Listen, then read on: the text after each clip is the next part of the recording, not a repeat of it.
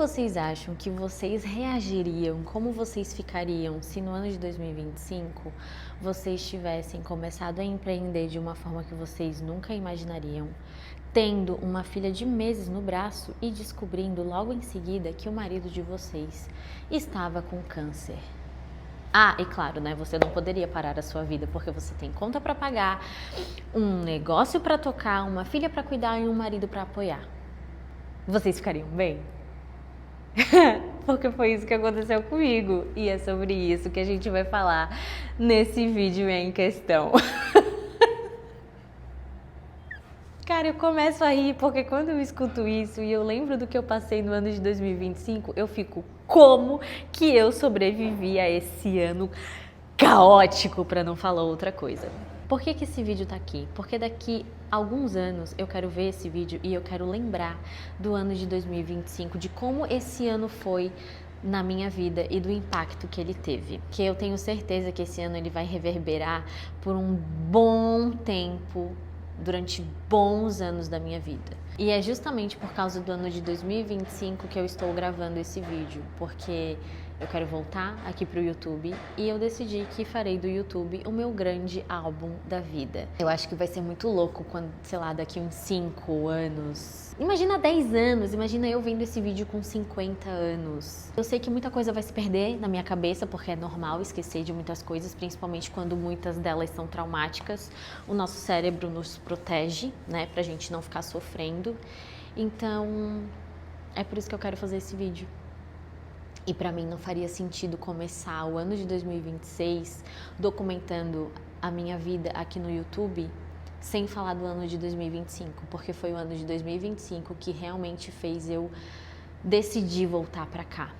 Porque eu vi que eu não posso mais ficar perdendo o meu tempo por causa de medo, de julgamento, ficar me importando muito com a opinião das pessoas, principalmente depois de tudo que eu passei no ano de 2025. Bom, vamos começar? Não tem como falar do ano de 2025 sem falar um pouquinho de como foi o meu ano de 2024. O ano de 2024 também foi um ano que mudou a minha vida para sempre, porque foi o ano que eu tive a minha primeira filha, né, em março de 2024. Então, 2024 foi muito importante por causa disso. Foi um ano muito traumático também, porque foi um ano que eu tive uma depressão pós-parto fortíssima. Foi o ano que eu fui demitida logo após voltar da minha licença maternidade. Foi o ano que eu achei que eu ia morrer.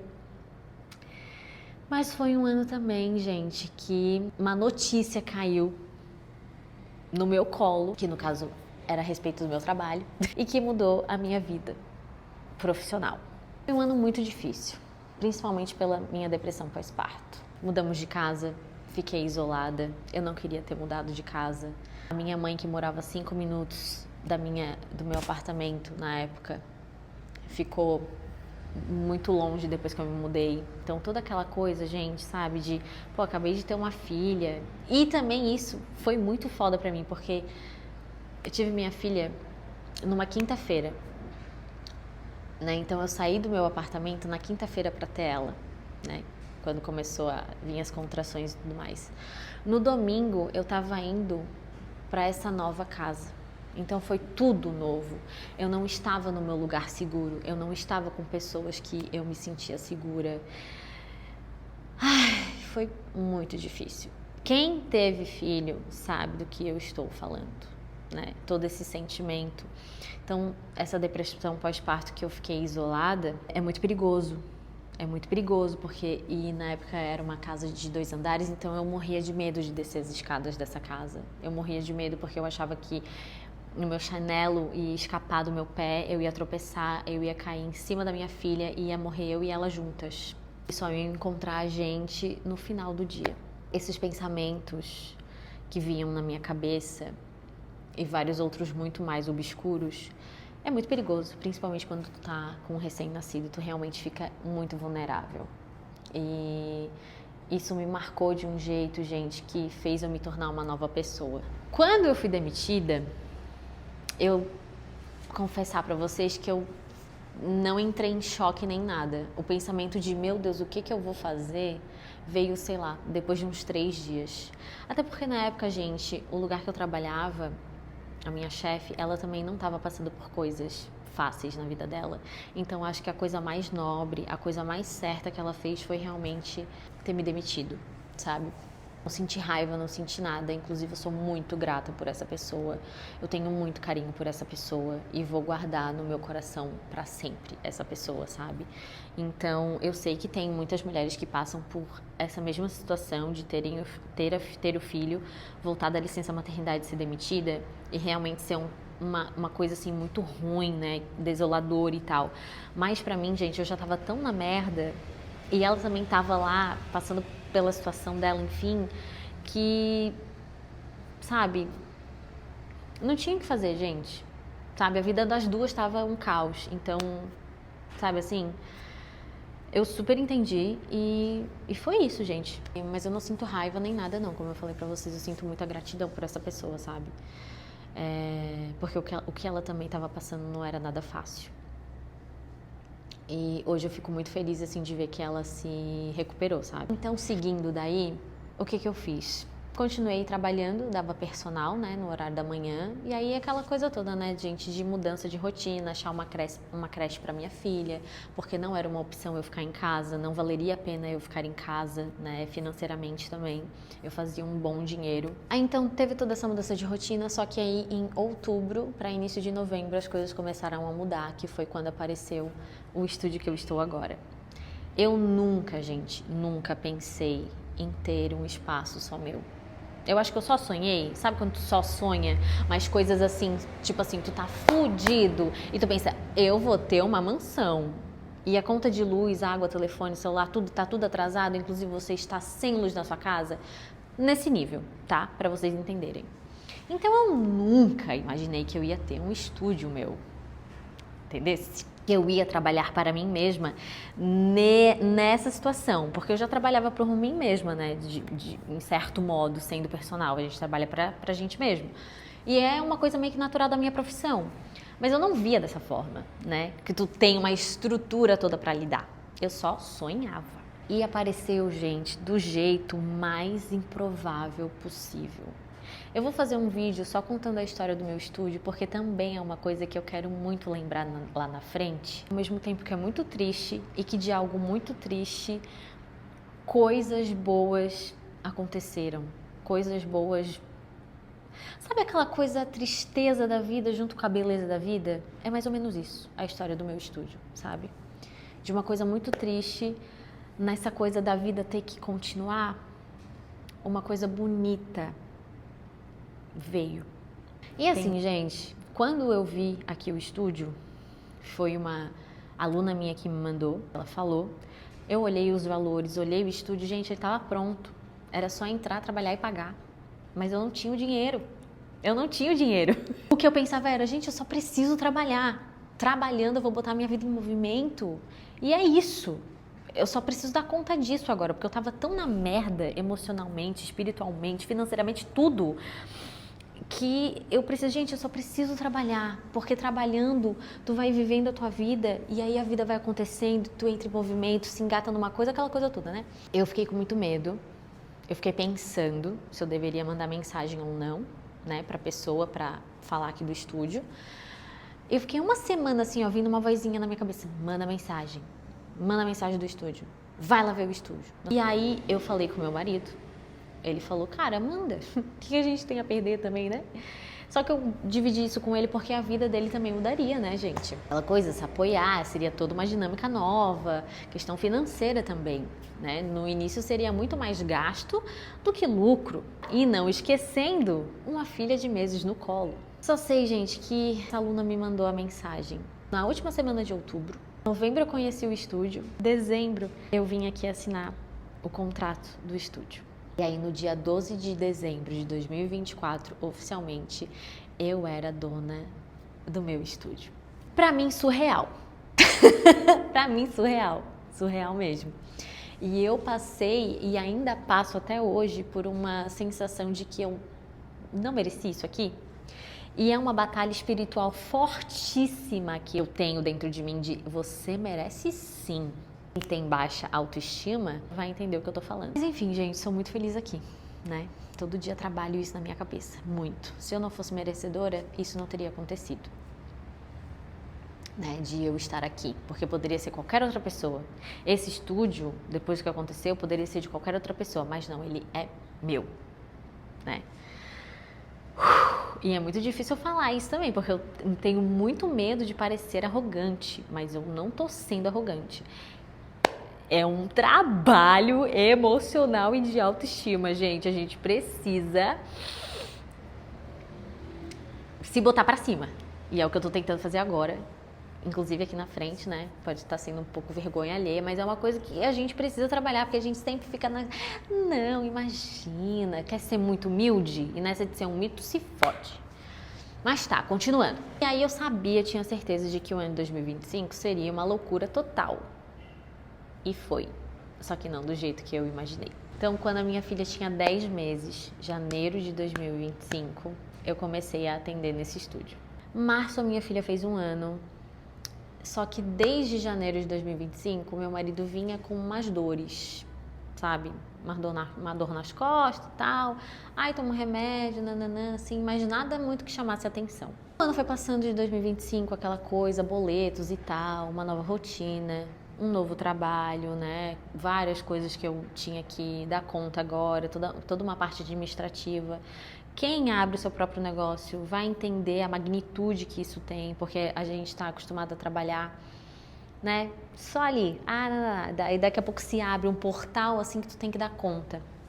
E no meio disso tudo, gente, aquela coisa, aprendendo a ser mãe, me recuperando de uma depressão pós-parto, fortíssima, sabe? Tu tentando voltar pra vida, entendeu? E tentando se acostumar com a loucura que é a tua vida, até que chegou junho de 2025 e realmente aí, de fato, o ano mudou, da noite pro dia, literalmente. Era um dia de semana,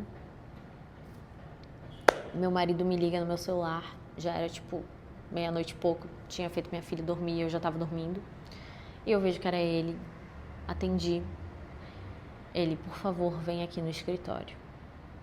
Com uma voz assim de dor.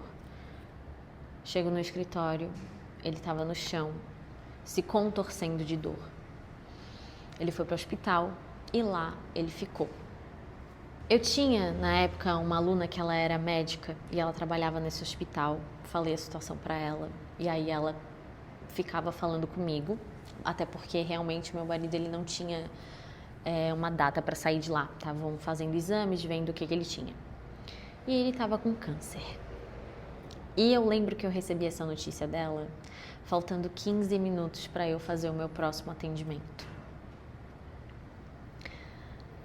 E desde então, gente, eu sinto que desde aquele momento que eu recebi a notícia, as minhas emoções elas ficaram apagadas, silenciadas.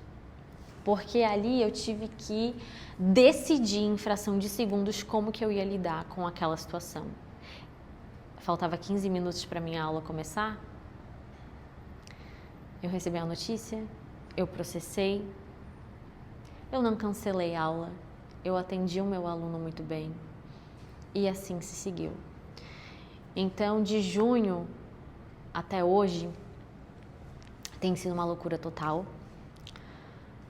Ele fez cirurgia, o câncer dele estava espalhado, ele tinha que fazer uma quimioterapia para já, uma quimioterapia super agressiva. Eu confesso para vocês que por mais que agora seja janeiro de 2026 e isso tenha acontecido há 6 meses atrás, muita coisa eu vejo que o meu cérebro já está tampando de mim para eu não sofrer tudo de novo. Mas durante todo esse tempo, eu não pude sofrer, porque eu estava com um marido com câncer, precisando de apoio. Eu tinha minha filha de 1 ano e 3 meses para cuidar. Eu tinha o meu negócio para manter, porque é nosso ganha-pão, né? Eu não podia parar de nada. Eu não podia parar de ser a Manuela personal trainer, eu não podia parar de ser a Manuela mãe, eu não podia parar de ser a Manuela esposa. Só que eu percebi que a única pessoa que eu parei de ser foi a Manuela para mim. Então eu não estava mais na minha lista do dia. Sabe aquela lista de coisas que tu tem que fazer no dia? Eu não estava mais presente nessa lista. Isso pra mim foi uma coisa muito dura. Porque tu se apaga. Como é que tu vai se apagar da própria vida? E tendo que ser uma pessoa funcional, porque eu tinha que cuidar da minha filha, gente. Eu tinha que cozinhar, eu tinha que arrumar minha casa, eu tinha que levá-la para a escola, eu tinha que brincar com ela, eu tinha que alimentar ela, eu tinha que dar banho, fazer dormir todos os dias. Ah, sem falar também, gente, que na mesma semana que o meu marido foi internado, minha filha, eu descubro que ela estava com pneumonia. Então, basicamente, eu fui de um hospital para o outro. Como é que fica a cabeça da pessoa? Eu só tinha uma opção para lidar com toda essa situação: desligar os meus sentimentos. Porque senão, gente, eu também iria parar no hospital. Então, eu tive que lidar com emoções e situações muito extremas. Eu literalmente estava com a vida e a morte no meu dia a dia. Eu tinha que lidar com a vida da minha filha, que é uma criança que basicamente acabou de nascer, daqui a pouco ela vai fazer 2 anos. 2 aninhos de vida, gente. As descobertas, sabe, as coisas boas dela, as primeiras palavras, os primeiros passos, e eu tendo que lidar com o meu marido que poderia vir a falecer a qualquer momento. Então eu tive que lidar com questões de: o que vai acontecer se ele morrer? O que vai acontecer? Como é que eu vou ficar? Como é que eu vou explicar para minha filha? Como é que eu vou ver ela crescer sem um pai? Como é que eu vou fazer para ter que enterrar toda uma vida que eu sonhei com uma pessoa? Só que se tu olhasse para mim e falasse comigo, eu ia estar assim: oi, tudo bem? Vamos lá fazer a tua aula? Ah, é? E aí, como é que tá a fulana? O meu trabalho, ele me salvou nesse período. O meu trabalho tem sido a minha salvação, porque era o meu lugar neutro. Ao mesmo tempo que eu tive que falar da situação que eu estava passando para os meus alunos, porque alguns dias eu não pude dar aula, porque ele estava internado, porque ou ele teve que fazer cirurgia, ou ele estava passando muito mal da químio, ou eu tinha que ficar cuidando dele e tal. Foram pouquíssimos dias. Graças a Deus eu tive o apoio de outros profissionais que me ajudaram. Mas a vida não parou. E é muito difícil quando tu lida com uma situação dessa e a vida não para. Ao mesmo tempo que é muito difícil, às vezes é a salvação de muita gente. E eu vejo que comigo também foi assim. É assim com todo mundo, gente. A gente acha que ter que continuar a viver é uma coisa muito ruim quando tu passa por uma coisa muito ruim, né? Tu tem que continuar porque tu fica com aquele sentimento de que tu morreu junto. E parando pra ver, uma parte de ti morre, não tem como passar ilesa numa situação dessa. É muito pesado viver sentindo isso, mas ainda bem que tu tem que continuar a viver, porque vem coisas boas, vem pessoas boas, vem sentimentos bons no meio daqueles sentimentos tristes que tu tá vivendo. Eu sinto que só sobrou essa opção pra mim depois que todo esse rolê do câncer do meu marido aconteceu. Hoje, graças a Deus, ele continua vivo, mas foi um processo muito difícil que só realmente quem passa por uma situação dessa vai entender o peso das minhas palavras ou a profundidade do que eu tô falando. Ter passado por isso tudo, gente, fez também eu ver todo o tempo que eu tava perdendo, tendo medo de certas coisas. Vi, assim, cristalino o tempo que eu tava perdendo, o tempo que eu tava desperdiçando, sabe? Não tendo atitudes legais pra mim, com as outras pessoas. Foi uma grande reflexão. Eu acho que não tem como a gente passar por um momento desse e não refletir sobre a vida, sobre o que a gente quer, sobre o que a gente quer, quem a gente quer ser, quais são os sonhos que realmente tu quer ir atrás, o que tu achava que era teu sonho e na verdade não era, sabe? Então foi um período assim, de junho em diante, que foi uma reflexão atrás da outra. né? E ter que lidar com esses sentimentos, e ter que lidar com a profundidade e a complexidade desses sentimentos não é a coisa mais fácil do mundo. A gente descobrir o que a gente quer fazer da vida, às vezes não é o momento mais feliz que a gente está tendo naquele momento. Às vezes tu descobre essas coisas no pior momento da tua vida, no momento de muita dor, num momento de muito sofrimento. Então não é gostoso tu descobrir o que tu quer fazer da vida às vezes. Tem gente que consegue ter esse momento num momento muito legal da vida dela, mas a grande maioria eu tenho certeza que são nos momentos mais escuros, obscuros, sofridos, sacrifício puro. E isso aconteceu comigo. Então, no meio disso tudo, gente, eu escolhi viver. Eu tava com a vida e com a morte todos os dias no meu dia, vamos colocar assim. E eu escolhi viver. Porque uma coisa que eu vi é que dá pra gente morrer e continuar vivo. Mas estar vivo é muito diferente de você escolher viver. E essa foi, acho que, a maior lição que eu tirei de tudo que eu passei, de tudo que eu vi, de tudo que eu presenciei, de tudo que eu vivi. Quando tu escolhe viver, é engraçado, né? Nem todo mundo lida bem com isso. E isso foi outra lição que eu tirei de 2025. Foi chegando o final do ano, meu marido foi terminando as sessões de químio, foi se recuperando pouco a pouco, ainda bem, foi se recuperando pouco a pouco, foi retomando assim uma certa lucidez. Então, hoje, né, agora ele tá bem, isso é muito bom. Acho que a parte pior até então já passou, porque foi realmente muito assustador. Então, sabe? Esse foi o meu ano de 2025, gente. Eu não tenho uma grande frase para fechar esse vídeo. Eu só realmente queria documentar aqui como que foi, mais ou menos, para eu lembrar disso futuramente. Não que seja algo que eu vá esquecer, né? Não tem como, porque foi o ano que eu abri meu estúdio, foi o ano que eu vi minha filha andar, sabe? Foi o ano que eu vi ela se desenvolver, foi o ano que eu vi tanta coisa acontecer que não tem como esquecer, né? Foi um ano de muita dor, de muita perda, de muito sofrimento, mas foi um ano assim, igual como o ano de 2024, que a gente perde muita coisa, tem que enterrar muita coisa, mas coisas muito bonitas vêm também, apesar dessas dores. 2025 também foi, só que eu sinto que foi um pouco mais fundo nisso. Tô realmente gravando isso pra não me esquecer, né? Não me esquecer, assim, dessas coisinhas que eu falei, assim. Então, com esse vídeo da minha retrospectiva de 2025, eu começo o meu ano de 2026 aqui.